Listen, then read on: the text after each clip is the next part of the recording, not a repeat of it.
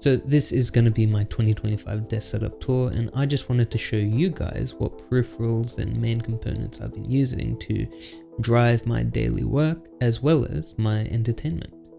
Now, at the heart of this entire setup, and really the main workhorse behind all of its power, is the PC. In it, it's got the RTX 4090 paired with the Intel 13900KF, and I made that decision mainly because I wanted to run all of my games at 4K at a decent frame rate, but also because I needed to do a lot of productivity work, and ultimately they were the best things available at the time I built the PC, which I think was around late 2023. To display all of that power, I went with the Alienware 3225QF, and this display has been amazing. You can check out my review of it, as well as a little bit more details about why it's one of the best monitors that I've ever used. For the rest of the PC, I've chosen to go with 64GB of DDR5 RAM, which is very low latency, and it's enough for my productivity needs.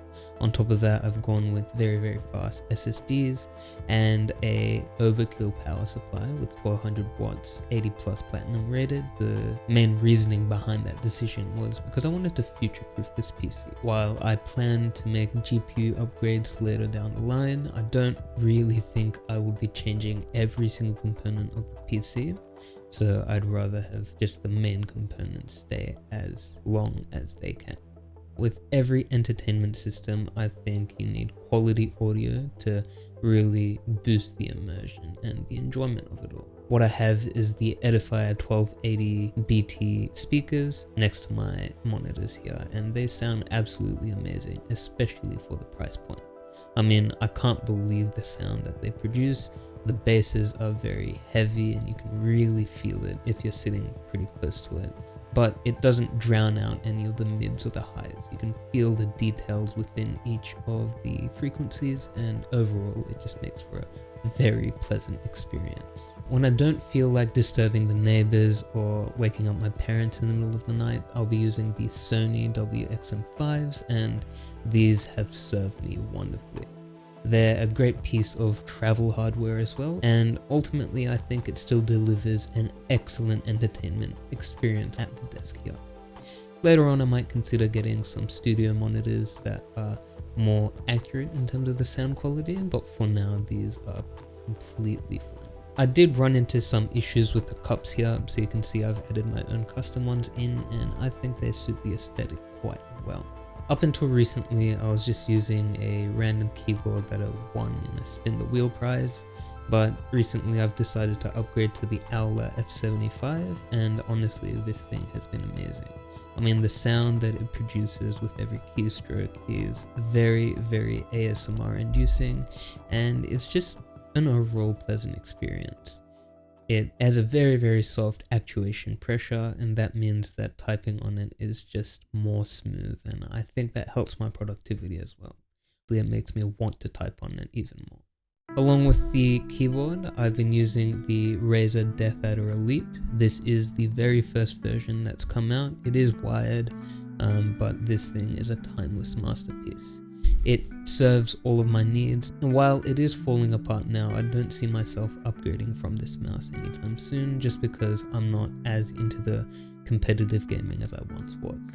So ultimately for my productivity needs, this is enough. Then when it comes to night, when I'm ready to chill down and really just put my feet up and play some games, I'll be using the Xbox Series X controller. This is the non-pro edition, just because back when I used to play games more competitively, I'd run through controllers every single month. And honestly, now that those hours are being reduced, I don't see myself needing to upgrade to anything better. I don't have any use for those extra pedals, and I think this just works very well. And then finally, I have the second monitor of this setup. This monitor has been absolutely amazing, and in fact, a little funny story, that was the monitor I was using to drive my PC when I didn't have anything else available. AOC monitor, 1080p IPS with 1 millisecond response time and about 144 Hz. So as you can tell, it was quite underkill for such a powerful PC, but it helped me really enjoy high refresh rate gaming for the first time ever. Before that, I was running games in 30 FPS on console, so it was life changing. And to go from this to finally a 240Hz 4K OLED panel, that's even more mind blowing. I might change this monitor out. Maybe I might upgrade to a dual ultra wide setup at some point. We'll have to see depending on what I think would be necessary. Now, I think this is one of the most underrated pieces of any single setup, and that's the lighting.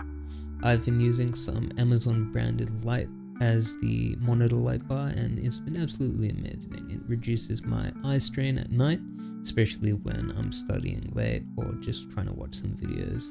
I also have the Govee monitor light strips, and that's just increased the ambience of the room and the setup overall. I've always liked the idea of making improvements to my setup. Each time I add or subtract something, I do it so that I can enjoy my time here and really make the most of it. Maybe I'm saying that to justify my egregious spending habits, but I really do think it increases the quality of my lifestyle. Over the next couple months, I'm hoping to make some major changes to the setup to take it to the next level, and I want to share that progression with you guys. But for now, that is my mid-2025 desk setup, and I can't wait for what the next stage has in store.